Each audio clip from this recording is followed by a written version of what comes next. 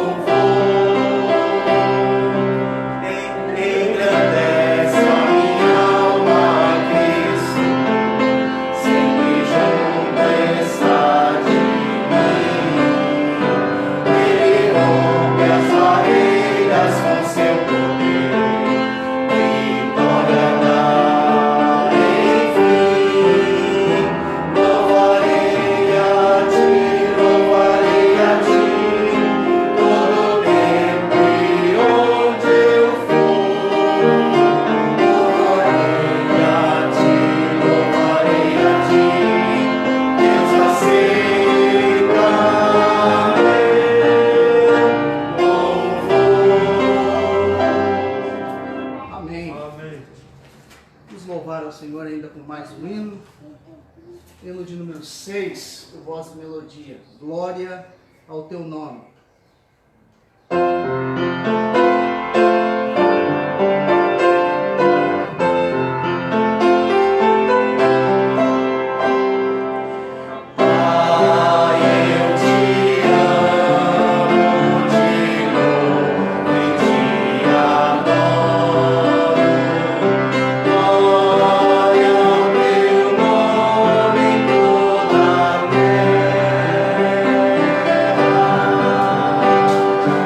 Oh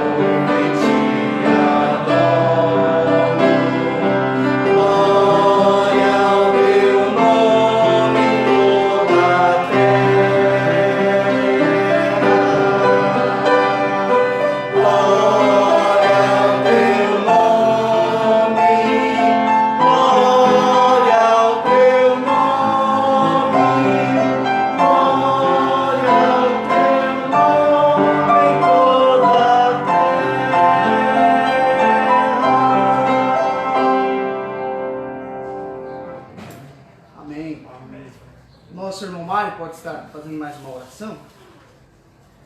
Senhor, nosso Deus e Pai, na sua santa presença, Pai, queremos agradecer ao Senhor por essa manhã que o Senhor renovou nossas vidas, Pai. Muito obrigado, Pai. Também eu sou grato ao Senhor por esse tempo que o Senhor está nos dando a vir à casa do Senhor para louvar e glorificar o seu nome, Pai. Não só louvar, como também nós temos graças ao Senhor, Pai, pelas boas obras que o Senhor tem imposto nas nossas mãos, Pai. Muito obrigado, Senhor. Estamos gratos a Ti também pela mensagem que nós ouvimos durante o tempo da Lombres, Pai. Estamos gratos ao Senhor porque o Senhor nos alertou sobre os deveres que nós temos que ter em casa, não só em casa, mas como um cristão temos que ser praticante dela, Pai. Muito obrigado, Pai. O encorajamento que o Senhor nos trouxe como o pastor Daniel, Pai. Obrigado pelo servo que o Senhor ponhou naquela presença, na sua santa presença, Pai, para trazer a mensagem, Pai. Somos gratos a Ti. Também eu oro com alegria no meu coração, Pai, por ter servido o Senhor. No nome santo do Seu Filho amado Jesus Cristo, eu já oro agradecido. Amém. Amém. Vamos louvar ao Senhor ainda com mais um hino. Hino de número 65 do Voz e Melodia. Tão perto está o Senhor.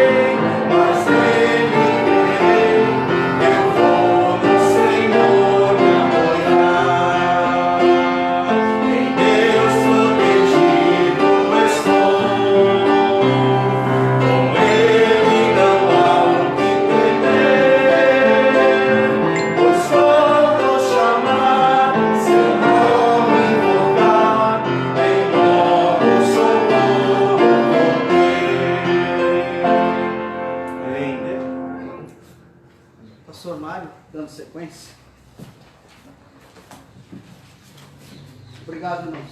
Obrigado, Cristiano.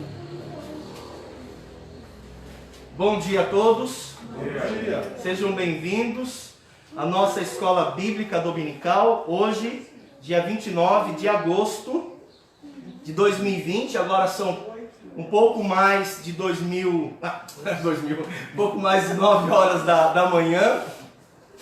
Muito bem, também quero bem-vindar os irmãos e irmãs, amigos que nos acompanham nessa transmissão. Deus abençoe todos vocês. E também os irmãos das Boas Novas, respeitando a escala que estão em seu lar. Haja vista que nós não podemos receber todos os irmãos das Boas Novas por culto, né? Um grupo vem de manhã e um grupo vem à noite. Mas obrigado pela presença de vocês. Muito bem, as crianças vão subir agora para o culto infantil.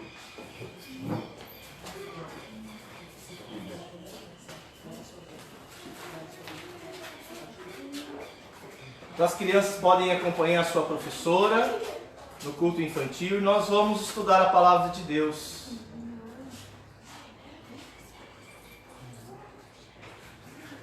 Abra sua Bíblia no Evangelho de Lucas. Lucas, capítulo 14.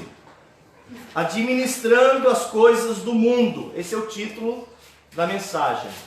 Administrando as coisas do mundo sem negligenciar as coisas de Deus. Administrando as coisas do mundo sem negligenciar as coisas de Deus. Então hoje, após a nossa escola bíblica dominical, vai haver uma reunião com a diretoria, tá bom? Então os irmãos, membros da diretoria podem permanecer. Vamos ter uma reunião, tá? Hoje, às 5 horas da tarde, nós vamos ter o nosso segundo encontro com a equipe evangelística, porque na semana que vem, às 2 da tarde, essa equipe vai sair no entorno das Boas Novas para fazer contato com pessoas. Então hoje, à tarde, nós vamos ter mais um encontro e o último antes da nossa saída para o nosso bairro, tá bom? Hoje, às 5 horas da tarde. Então, administrando as coisas do mundo, sem negligenciar as coisas de Deus. Irmãos, eu quero começar o culto desta manhã lhe fazendo uma perguntinha. Mas não tenha pressa de responder, não. Não é uma perguntinha tão simples assim de ser respondida. A minha pergunta é a seguinte, preste atenção. Qual é o problema de se amar as coisas do mundo? Qual é o problema de se amar as coisas do mundo? Pensa aí um pouquinho. Qual é o problema? Sempre temos ouvido que não devemos amar as coisas do mundo. Mas o que isso quer dizer? Quando um pregador sobe no púlpito e fala, e advoga, que nós não devemos amar as coisas do mundo, o que ele está falando? Irmãos, quando nós estudamos a Bíblia Sagrada, quando nós nos debruçamos para estudá-la, nós vamos encontrar pelo menos 3 sentidos para mundo. Não devemos amar as coisas do mundo. Quando nós estudamos a Bíblia, há pelo menos 3 sentidos para mundo. Então a gente precisa responder, quando o pregador diz que nós não devemos amar as coisas do mundo, o que esse pregador está falando? Para que eu saiba que não devo amar. Mas quando nós estudamos a Bíblia, há pelo menos 3 sentidos que pode ser usado, aplicado para mundo.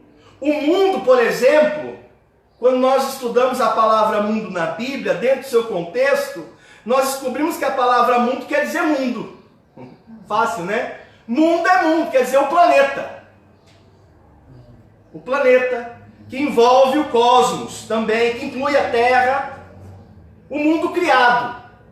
Então, quando alguém diz que nós não devemos amar o mundo, obviamente não está falando desse mundo. Não está falando para a gente destruir o planeta Terra. Para a gente destruir a vegetação, botar fogo em tudo. Fazer caça predatória por simples prazer. Não. Quando alguém diz que nós não devemos amar o mundo, ele não está falando que nós vamos odiar o sol, odiar as coisas que Deus criou. Não. Não faz... Inclusive faz o menor sentido, Inclusive ofende a minha lógica. Mas isso é um segundo sentido, são 3 sentidos para mundo. Um segundo sentido para mundo que nós encontramos quando nós estudamos a Bíblia é aquele sentido que foi usado em João 3,16. Porque Deus amou o mundo. Aí vem o pregador fala para mim não amar o mundo. Fala que Deus amou o mundo. Aí vem o pregador fala que eu não devo amar o mundo. Então o que é o mundo de João 3,16? O mundo de João 3,16 também não quer dizer o cosmos. Não é a intenção do escritor registrando as palavras do Senhor que aquele mundo é o cosmos, a criação. Aquele mundo ali, irmãos, o sentido dele são as pessoas que vivem no mundo. Porque Deus amou o mundo. Está falando as pessoas que vivem no mundo. Então o mundo foi atrás dele, após ele. Está falando das pessoas. Quer dizer que eu não vou amar as pessoas? Não.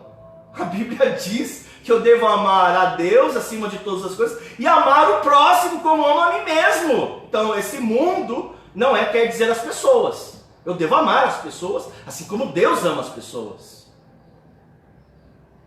Então quando alguém vem e fala que nós não devemos amar o mundo, até foi essa perguntinha que eu fiz no começo, até falei, não seja tão rápido em respondê-la.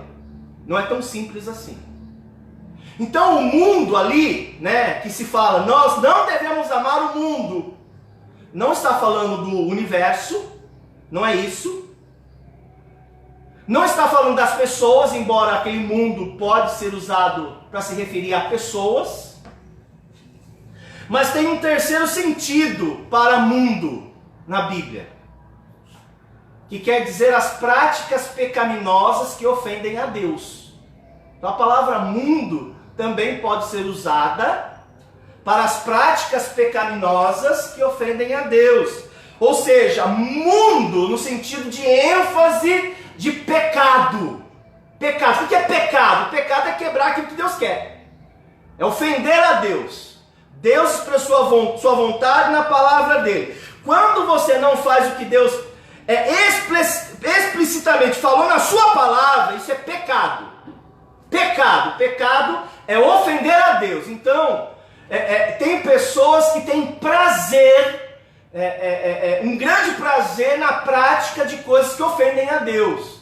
Talvez nem estejam pensando em Deus naquela hora, mas a carne, mas o fato de estarem violando o que Deus falou para eles não fazerem, ou deixar de fazer aquilo que Deus falou para eles fazerem, eles vão estar cometendo um pecado. Então quando a Bíblia diz, ou quando o pregador vem aqui no púlpito e fala, nós não devemos amar as coisas do mundo, nós temos que entender que ele está falando, e é verdade que nós não devemos amar mesmo, não devemos aprovar mesmo as práticas pecaminosas que ofendem a Deus. Estamos entendidos aqui? Nós não devemos amar as práticas, irmãos, pecaminosas que ofendem a Deus. Então nós precisamos entender isso. Agora, eu sei que eu pertenço a uma igreja cujos membros e frequentadores já assimilaram isso. Já entenderam que nós não devemos amar as coisas do mundo. Vocês já assimilaram isso, vocês já sabem essas coisas. Mas tem um detalhe. Mesmo os crentes mais piedosos, mais devotos, os crentes mais sinceros, falando de convertido mesmo, tá? Não estou criando dúvida não. Só aqueles mais dedicados, eles podem estar falhando, não nessa questão de amar o mundo, porque eu sei que isso vocês não fazem, que vocês não são favoráveis. Mesmo você que cai em pecado, se eu falar, você ama essa coisa, eu falo, não, pastor, eu odeio, eu caí, mas eu odeio. Eu sou igual ao apóstolo Paulo, odeio o que eu deveria ter feito e não fiz. Eu odeio isso. É miserável homem que sou. Eu odeio aquilo que eu estou fazendo, mas existe uma lei que me escraviza, que eu estou vencendo e um dia vencerei, Mas odeio. E vocês já assimilaram isso, então eu compreendo isso e você também compreende. Mas tem uma área que talvez nós estejamos falhando, que não é necessariamente amar as coisas do mundo. Não é esse o ponto. Talvez nós estejamos falhando na administração das coisas que há no mundo. Nas coisas que há no mundo. Não estou falando pecado. As coisas que há no mundo secular. Eu preciso administrar as coisas seculares.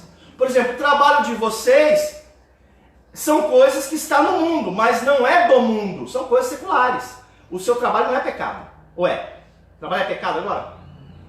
Não, trabalho nunca foi pecado, gente.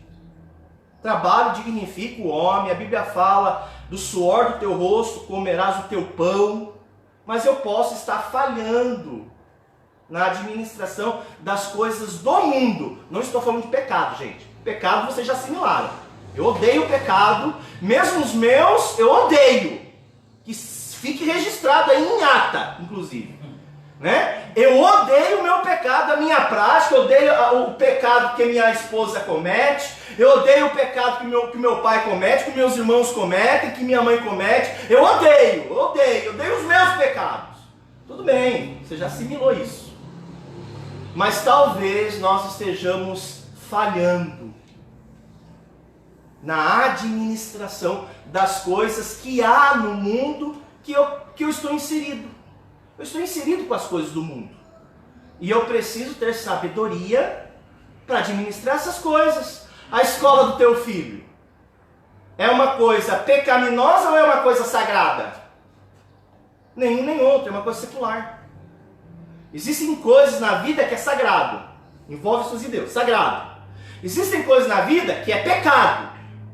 Mas a vida, ela não se resume em sagrado e pecado. Tem coisas que são seculares, está no meio.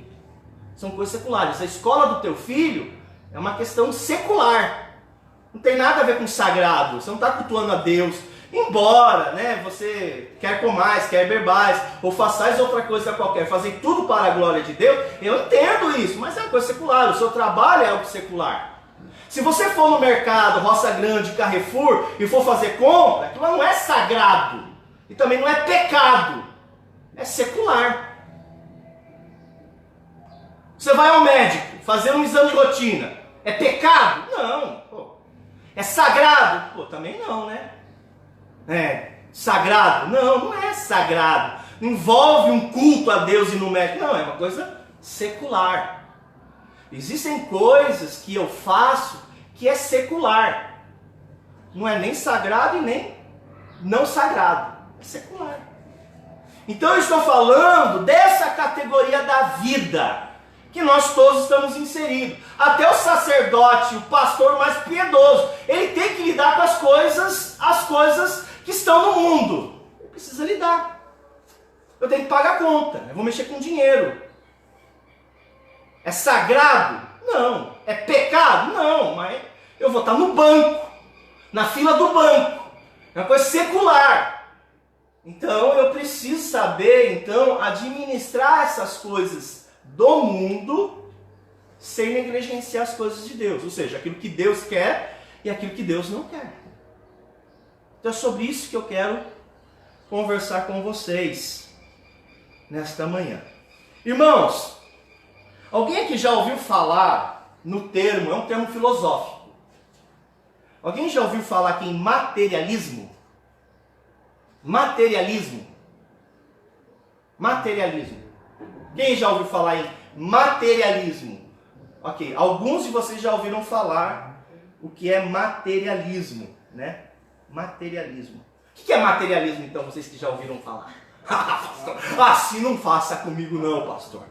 Eu só falei que eu já ouvi falar, né? O que é materialismo, né? Materialismo, irmãos, é uma filosofia. É uma filosofia de vida. Não que a pessoa decide ser assim, eu sou, né? Não, é um estilo de vida, né? Ela vai adotando uma forma de se viver e ela passa a ser identificada como uma pessoa materialista. Ok? Materialista. Então, é uma forma de se viver onde a pessoa que vive, ela dá ênfase nas coisas terrenas. Ela dá ênfase nas coisas seculares. Não estou entrando na área que a pessoa é um pecador miserável. Ela é. Não estou falando que ela está fazendo um grande pecado. Não é esse o ponto. E nem que ela é totalmente sagrada. Ela dá uma ênfase demasiada nas coisas terrenas. Aqui no meio. É uma ênfase. Nós temos que administrar, gente. Eu vou pregar sobre isso. Mas existem pessoas que eles exageram na dose nas coisas seculares. Aí eles se escondem no fato de que trabalhar não é pecado. De que praticar esportes não é pecado. E de fato não é. De que fazer um tratamento de saúde, cuidar da saúde não é pecado. Mas nós temos que cuidar porque existe uma linha. E talvez você adotou uma filosofia de vida, um jeito de se viver, que a ênfase da sua vida é secular. É uma ênfase demasiada. Não é que você faz, é demasiado. Então veja, quando alguém dá essa ênfase demasiada nas coisas seculares, ela pode se tornar uma pessoa materialista. Não é que ela está pecando contra Deus no sentido de ela estar fazendo um pecado. Não. Ela está pecando pela omissão, porque ela não vai conseguir fazer as coisas de Deus. Porque pecado, irmãos, tem duas categorias de pecado. Pecado é aquilo que eu faço, eu quis fazer, eu sabia que era errado, fiz. Mas pecado também é não fazer o que eu deveria fazer. É deixar de fazer. É o pecado da omissão. E se você está empregando tanta energia numa área que é secular, é neutra em si, é neutra. Não é sagrado e também não é profano, é neutro. É coisas que envolvem a vida. E é o médico, trabalhar, ir levar o filho para a escola, estudar, fazer faculdade, pagar conta de banco, sabe? É neutro, é secular. É secular. Mas existem pessoas que se tornaram materialistas, porque a vida, ela acorda de manhã, alguns 5 da hora da manhã, outros 4 da manhã, né? Para chegar a tempo do trabalho. Outros acordam 7 horas da manhã. Eles acordam com a mente deles focado nas coisas seculares. E passa o dia inteiro nas coisas seculares. Chega em casa, coisas seculares. Então pode ser que você seja um crente Piedoso no sentido que no domingo está lá na igreja, faz seu devocional, é piedoso. Mas pode ser que você esteja falhando com Deus na administração dessas coisas. E você tenha se tornado materialista. E todos nós aqui estamos sujeitos a sermos um crente materialista. Porque nós estamos envolvidos com as coisas seculares. Todos nós, todo dia. Todos os dias da semana. Nós estamos envolvidos com as coisas seculares. Será que você poderia ser, à luz da palavra de Deus, um materialista? Pode ser? Ou sim ou não? Sim, pode ser. E será que você está pecando contra Deus? Sim. Não porque você está fazendo alguma coisa errada, mas porque você está deixando de fazer o que é certo. É a omissão. Porque convenhamos, se você aplica demasiadamente sua energia num único foco, você está tirando de você mesmo a energia para fazer outras coisas. Concorda comigo? Você gastou toda a sua energia ali. Sua mente foi empregada de uma forma monstruosa naquilo. Aí sua mente não funciona para fazer outras coisas. Seu tempo é todo consumido naquilo. Aí você não tem tempo. Não tem tempo. Vai achar um calendário aonde? Tem hora. Eu vou fazer o que agora? 11 horas da noite? Eu vou fazer o quê? Meia-noite? Aí você deixa de fazer coisas que você sabe que deveria fazer. Aí você está pecando. Porque você não está conseguindo administrar a sua vida, as coisas que Deus deu para você. Você se vê envolvido com muitas coisas, né? Como o caso de Marta. Marta, andas inquietas e te preocupas com muitas coisas. Estava sendo ali materialista, embora cristã.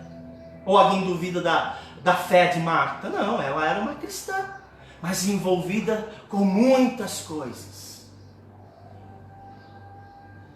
Materialismo, então, é uma forma de viver onde se dá muita ênfase nas coisas terrenas, né? Aí o que acontece? Irmãos, você gasta toda a sua energia, todo o seu tempo, todo o seu recurso nas coisas seculares. E não estou falando só trabalho. Você gastou todo o seu dinheiro na escola do teu filho, no tratamento de saúde, nas despesas de casa, nas despesas do trabalho. Aí você não tem nem como investir na obra de Deus. E nós devemos investir na obra de missionária, por exemplo. É um dever, mas não estou mais fazendo. Eu não estou dando mais, entregando mais as minhas ofertas a Deus. Mas eu não tenho mais dinheiro. Mas por quê? É uma ênfase demasiada. Então não é só o tempo, é os seus recursos, é a sua energia, é o seu ânimo.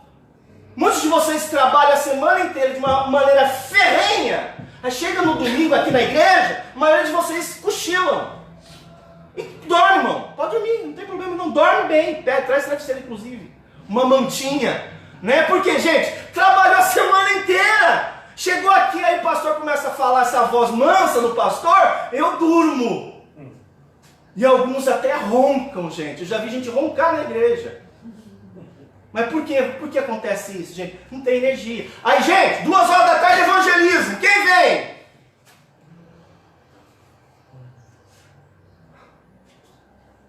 Eu não tenho tempo. Tem tempo, tem dinheiro. Não tem energia. Que ânimo eu vou fazer essas coisas? Então você pode estar se tornando um crente materialista. E você pode estar pecando contra Deus pela omissão. Omissão. Então um crente, ele pode não amar as coisas do mundo. Amém? Amém, gente. Eu sei que vocês já sabem disso. Eu prego, não é o que eu mais prego aqui. Não amar as práticas pecaminosas, né? Vocês já assimilaram isso. Mas não é essa a questão. Mas você pode, embora não amar o mundo, ser um péssimo administrador das coisas do mundo. E ser uma pessoa materialista. Se você é uma pessoa materialista, você já está falhando. Já está falhando. Por exemplo, alguém que se dedica tão somente à faculdade. Nós temos vários irmãos em Cristo que estão cursando uma universidade. Eu posso ter um crente que está cursando uma faculdade e ele dá ênfase demasiado na faculdade. Aí ele falta os cultos. Ele não contribui mais para a igreja, porque todo o dinheiro dele é consumido na faculdade. Ele não tem tempo. Ele não tem ânimo, não tem disposição. É crente. Mas eu estou fazendo faculdade. É pecado agora? Não, não é. Mas a forma que você tem optado para viver está fazendo com que você se torne uma pessoa materialista. E todo materialista vai pecar contra Deus pela omissão. Porque não vai fazer. E o não fazer é pecado, gente. O não fazer é tão pecado como se você fazer e pecar contra Deus com aquilo que você sabe que não deveria fazer deliberadamente. Na profissão, no curso, não é simplesmente estudar, gente. Porque, vem cá, eu nunca vou vir aqui falar para você ser um mau estudante. Nunca. Inclusive, vou falar para você ser o melhor da turma. Por causa do testemunho de Cristo, né? Porque isso é dever de todo cristão. Ser um bom profissional é dever, inclusive dos cristãos, né? É dever. Você foi contratado por uma empresa, então faça o seu melhor. Poxa, isso é dever. Você vai matricular num curso, vai fazer um curso, não é a faculdade, fazer um curso. Você vai voltar a estudar. Você beija. Vai terminar o ensino médio. Poxa, seja o melhor aluno. Vai ficar abaixo da média? Isso é mal para você, é mal para a igreja, é mal para o nome de Cristo. Então seja o melhor, né? Mas o que acontece?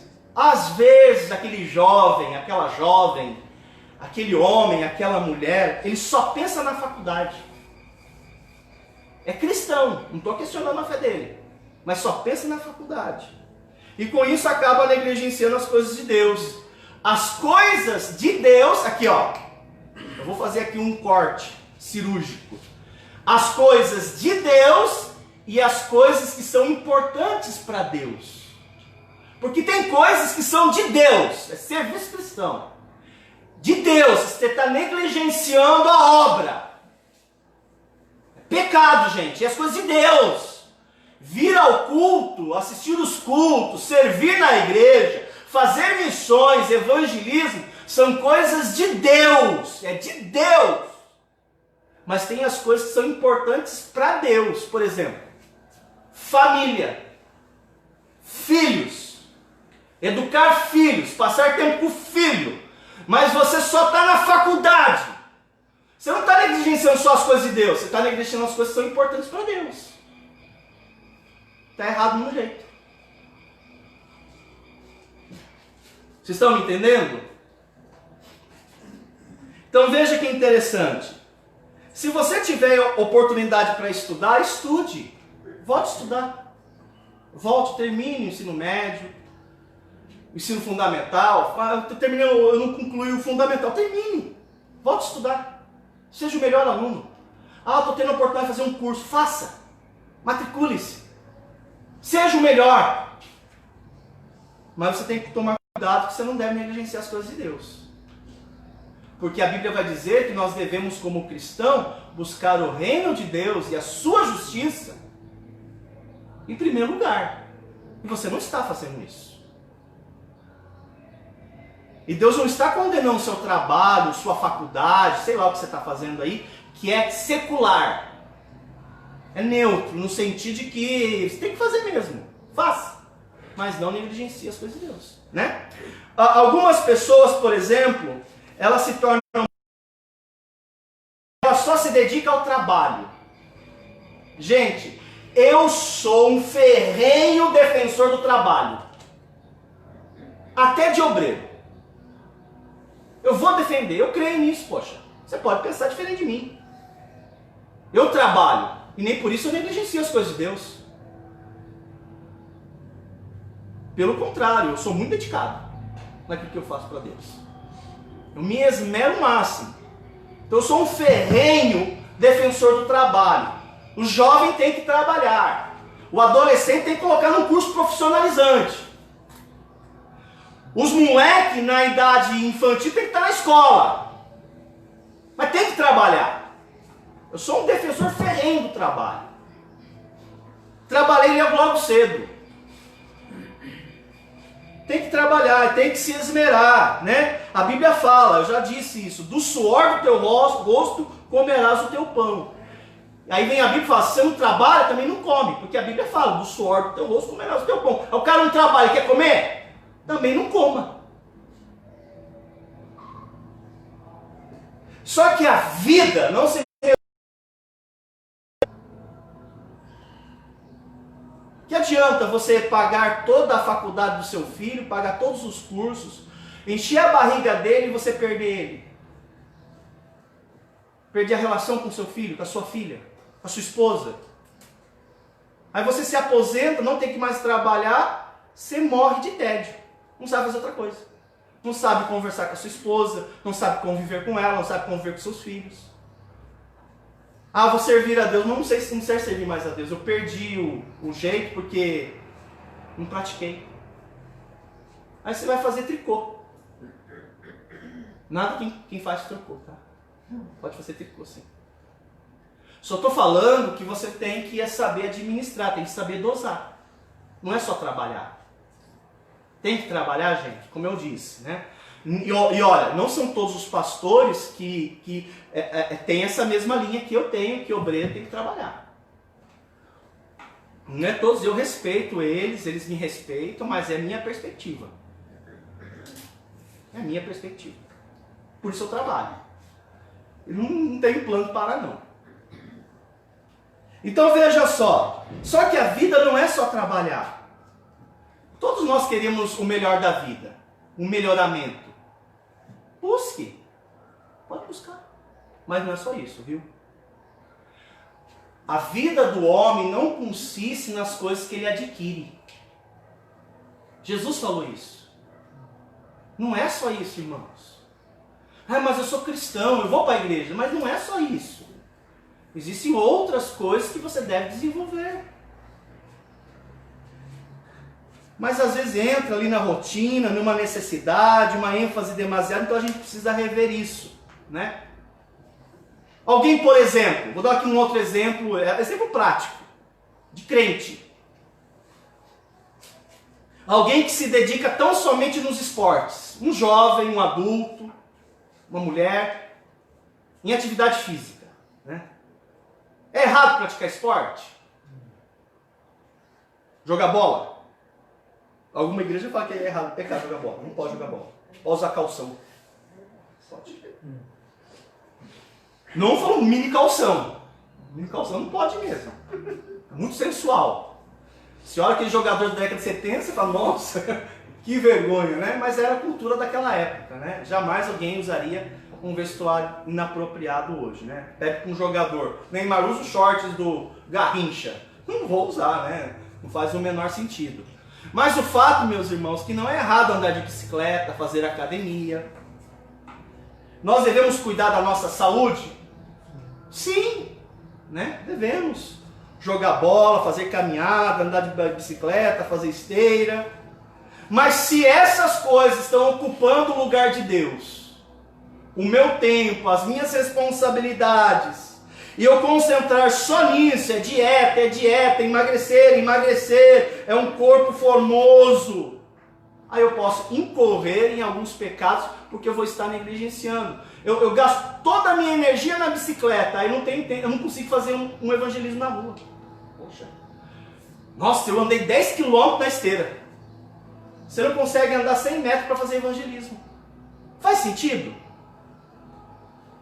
Você é capaz de horas gastar em uma atividade física, mas não gastaria nem 10%, nem um dízimo do tempo você conseguiria dar para Deus. E eu não estou falando para você dar o dízimo do tempo não, tá? Se eu falasse isso, seria quanto tempo? Por dia seria de Deus? O dia tem quantas horas? 24. Qual é o dízimo de 24? 2 horas e 40, então você teria que entregar para Deus todo dia.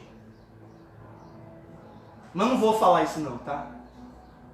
Não vou falar sobre isso. Então os mais fiéis, os mais dedicados, com o passar do tempo eles podem se tornar materialista. E você pode ir embora, não amar as coisas do mundo, mas você pode estar pecando contra Deus pela omissão. Aí vem Jesus e vai falar uma coisa pra gente. Lucas capítulo 14, versículo 33. Lucas capítulo 14, versículo 33. Assim, pois, todo aquele que dentre vós não renuncia a tudo quanto tem. Eita palavra difícil essa, hein, gente? Quero ver quem aqui vai ser discípulo de Jesus com essa condição aqui. Acho que nem eu passo. Assim, pois, todo aquele que dentre vós não renuncia a tudo quanto tem. A tudo quanto tem. O quê? Não pode ser o meu discípulo. E aí, seu Mário? Como que eu faço com esse versículo aqui? Vamos orar? Senhor Deus, fala-nos ao coração aquilo que precisamos aprender nesta manhã. Em nome de Jesus. Amém. Amém. Irmãos, se os irmãos notarem as palavras do Senhor, ele vai dizer o seguinte: renunciar a tudo quanto tem não pode ser meu discípulo. Por que Jesus falou isso? Irmãos, tem a ver com aquilo que nós estamos falando até agora.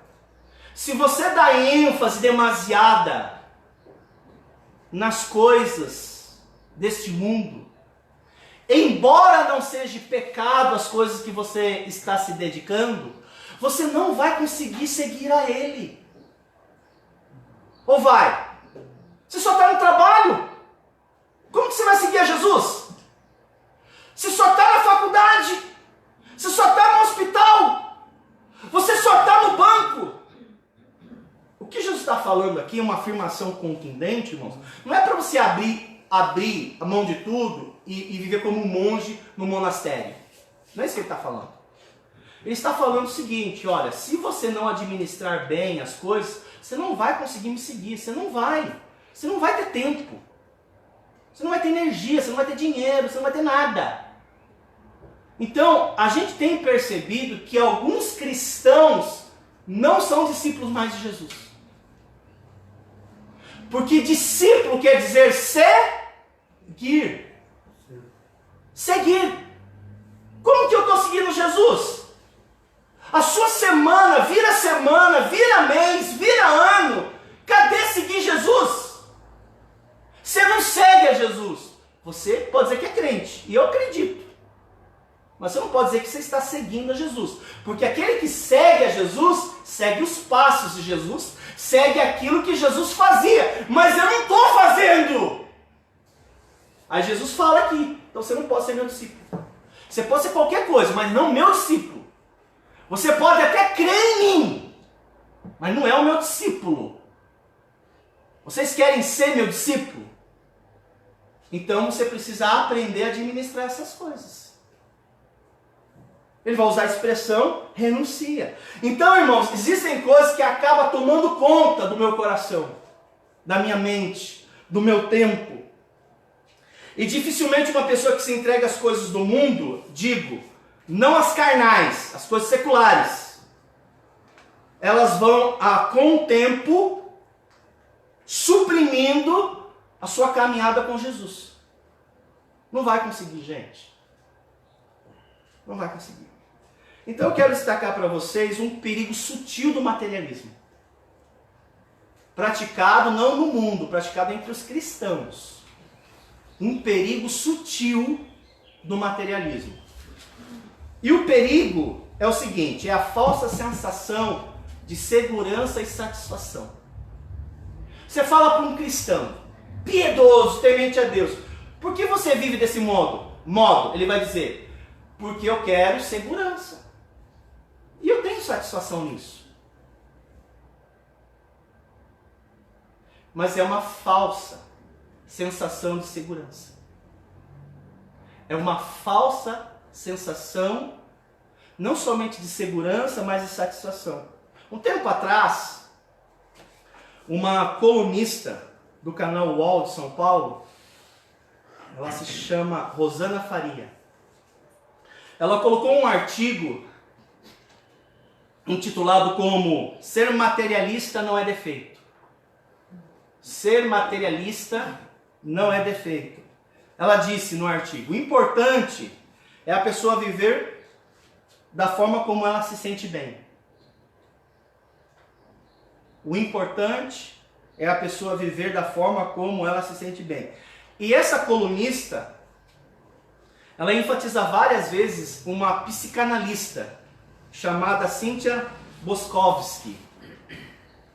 E onde essa psicanalista, ela vai dizer que a ênfase da vida é a satisfação. A ênfase da vida é sentir-se bem. Só que isso não é a proposta do cristianismo, irmãos. Isso é a proposta do budismo. É no budismo, budismo é uma religião hindu que está em todo o mundo hoje. É uma religião que cresce, o budismo.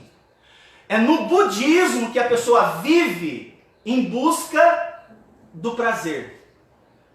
E vai tentar abstrair o máximo que possível de sofrimento e dor e responsabilidade. Não, eu vou fazer aquilo que eu me sinto bem. Mas não é essa a proposta do cristianismo. Essa é a proposta do budismo.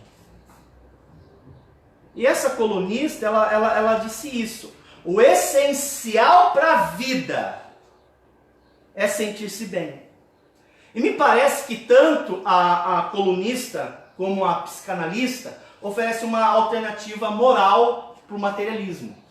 Sentir-se bem. Irmãos, eu quero pontuar aqui algumas questões, porque pode ser que mesmo não decidindo previamente, vocês vivam desse modo. Não foi uma coisa que você decidiu, né?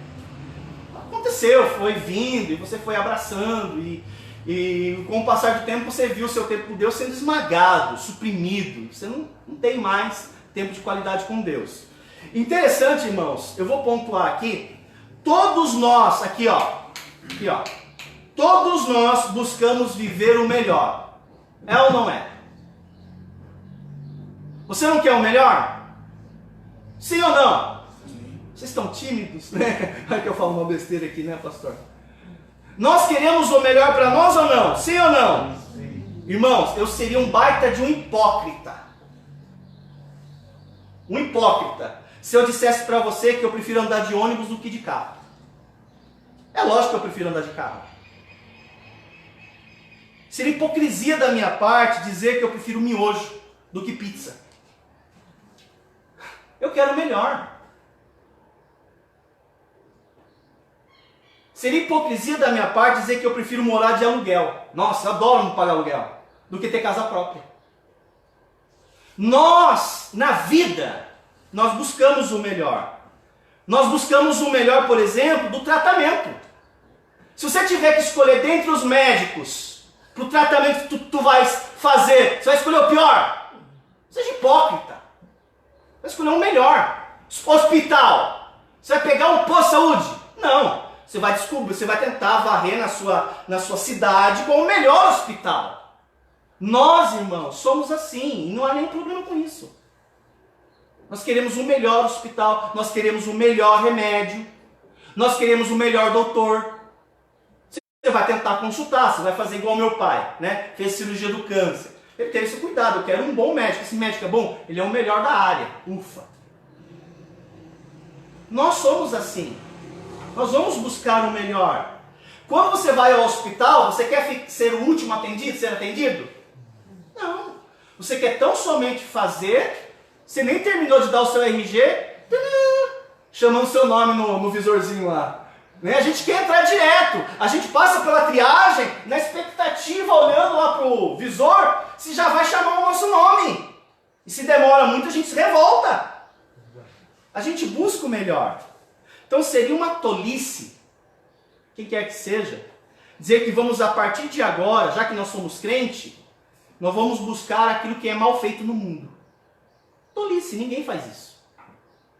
Vou buscar o pior no mundo. Não, como cristão, irmãos, eu também tenho a possibilidade de buscar o melhor. Se você tiver condições de trocar o seu aparelho celular, você não vai trocar por um melhor?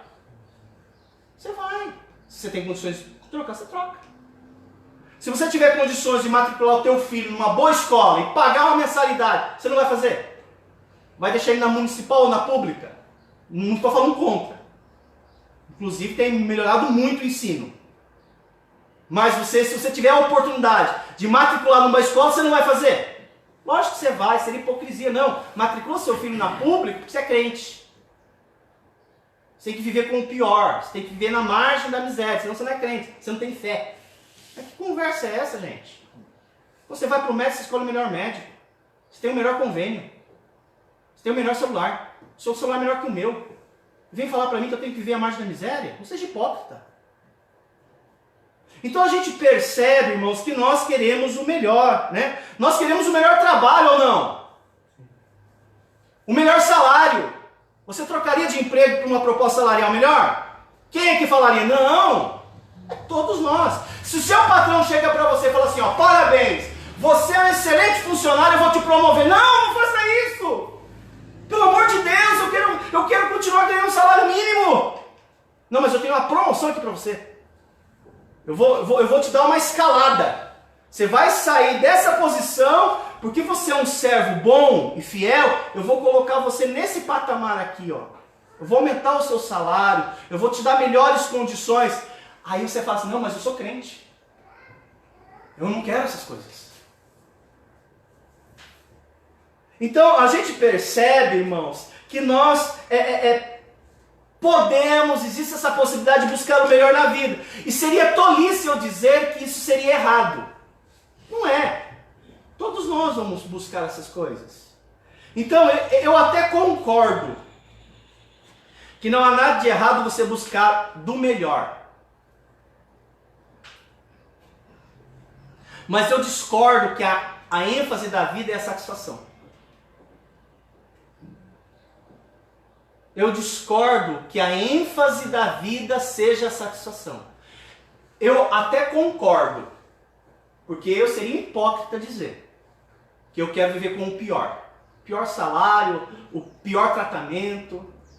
Mesmo eu que trabalho com revitalização de igrejas, em tese eu vou pegar uma igreja que está passando por dificuldades e nós vamos juntos crescer, eu quero uma resposta boa. Eu quero. Eu não quero ser maltratado, vitupeado, motivo de chacota, de descrédito. Eu não quero. Eu vou procurar outro trabalho. Eu não fico. Você fica. Sendo maltratado, ridicularizado, você não fica. Nem eu fico. Então eu não acho errado você buscar o melhor. Melhor salário, uma melhor localidade, o melhor para os teus filhos, o melhor equipamento eletrônico. Eu não acho errado. Mas eu discordo que o essencial da vida é sentir-se bem. Isso eu discordo. E por que eu discordo? Porque a vida não se resume em apenas aquilo que você tem. Na vida, inclusive do cristão, existe algo que está para além do me sentir bem. Paulo nos ajuda no trato dessa questão. Veja, 1 de Timóteo capítulo 6. 1 de Timóteo capítulo 6, versículo 17. 1 de Timóteo, capítulo 6, versículo 17 ao versículo 18, temos aqui uma orientação de que nós podemos desfrutar com prazer aquilo que Deus nos dá. Mas não é só isso. Exorta os ricos do presente século que não sejam orgulhosos, nem depositem sua estabilidade na instabilidade da riqueza. Aqui poderia trocar para materialismo. Poderíamos trocar aqui. E caberia sem magia. Exorta os ricos do presente século que não sejam orgulhosos, nem depositem a sua esperança na instabilidade da riqueza. Aqui refutando a uma das propostas da colunista da psiquiatra. A ênfase da vida não está na satisfação da riqueza, na instabilidade da riqueza, mas em Deus. A ênfase da vida cristã, irmãos, é Deus. Ah, pastor, então tá bom, então eu vou dar ênfase em Deus. E as coisas que eu tenho, que Ele me deu? O meu trabalho, né? Meus filhos, meu celular, minha casa, o meu carro. Leia a continuar do texto. Ele vai dizer o que você faz com essas coisas. Mas em Deus, que em tudo nos proporciona ricamente para o nosso quê? O que é aprazimento, irmãos? Satisfação. Sabe por que Deus deu o seu trabalho? Aqui, ó. Sabe por que Deus te deu o seu salário? Sabe por que Deus providenciou aquele médico e aquele remédio? Porque Ele quer o teu bem. Ele quer que você tenha prazer sim na vida, mas nele.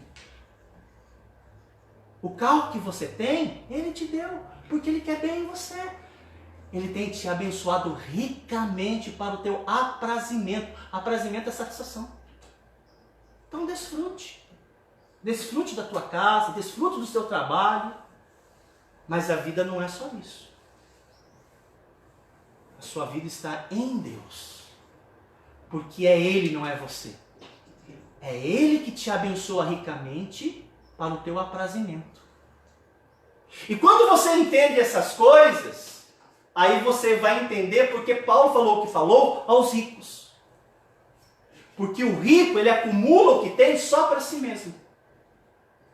E aquele que foca em Deus, embora administre as coisas de Deus, que é para o seu prazer, mas a pessoa entende que aquilo que Deus deu a ela não é somente para ela. Por isso que ele vai advogar aqui para os ricos serem generosos. Deus te abençoou, então saiba repartir. Aí vai coincidir com aquilo que Jesus falou. Você está renunciando. Porque embora você use as coisas do mundo, que Deus te deu para o seu aprazimento, para a sua satisfação pessoal, você não vive por causa daquilo. Você vive por causa de Deus. E a prova disso é que você é desprendido. Se o irmão precisar, você vai ajudar. Você vai ser generoso. E você percebe que as pessoas que são generosas, quanto mais elas dão, mais Deus dá para elas. Não falta da botija daquele que é generoso. Mas daquele que é egoísta e orgulhoso, vive capengando. Porque ele só pensa nas coisas terrenas, ele só foca nas coisas terrenas, negligencia as coisas de Deus, embora não ame as coisas do mundo, mas está negligenciando as coisas de Deus e vive num aperto lascado todo mês. Veja o final do texto. Mas em Deus, que tudo nos proporciona ricamente para o nosso aprazimento. O nosso. Não é para o meu. Nosso é plural. Eu quero perguntar a vocês qual é o tamanho do seu nossa. Quem é que você inclui no seu nossa? Que pratiquem o bem. Que bem é esse, Paulo? Sejam ricos em boas obras. O que é isso, apóstolo Paulo? Generosos em dar e prontos a repartir. Eu posso trabalhar. Eu posso matricular meu filho na faculdade. Eu posso estudar numa faculdade. Eu posso praticar esportes. Posso. Mas isso não deve ocupar todo o meu tempo. Todos os meus recursos, toda a minha energia. Não. Eu preciso administrar isso sabiamente. E daquilo que Deus tem me abençoado, eu preciso aprender a repartir. E eu vou encontrar satisfação nisso. Porque eu não estou vivendo só para mim mesmo. E aí você vai ver que aquilo que Jesus mais fez foi repartir. aí você pode dizer que você é discípulo dele. Mas até que você passe por essa transformação de vida, não vem dizer para mim que você é discípulo de Cristo. Você é crente, mas não é discípulo. Então nós precisamos aprender a administrar as coisas que estão no mundo, mas sem negligenciar as coisas de Deus. Amém? Vamos orar? Fecha seus olhos. Querido Deus, nós lhe somos gratos pelo privilégio que estamos tendo de estudar a sua palavra, de aprender uma lição preciosa que vai nos ajudar a viver de maneira que te agrada. Eu lhe sou grato pela sua bondade para comigo e para com os meus irmãos. Que eles desfrutem daquilo que o Senhor ricamente os tem abençoado. Mas que eles lembrem-se que a ênfase da vida não é sentir-se bem. A ênfase da vida está em Deus. Oramos assim em nome de Jesus. Amém. Amém. Obrigado, irmãos, pela sua paciência, pelo seu tempo. Nós vamos estar encerrando esse momento. Agora estamos próximos das 10 horas da manhã. Vamos ter o nosso intervalinho. A gente volta daqui a pouquinho para que a gente dê continuidade no culto. Tá bom? Quero me despedir dos irmãos que estão em casa. Obrigado pela sua presença e pela sua participação. Que Deus tenha abençoado vocês e vocês também tenham aprendido a palavra de Deus, tá bom? Obrigado pela sua participação. Uma oração silenciosa, a igreja está dispensada. Obrigado a todos.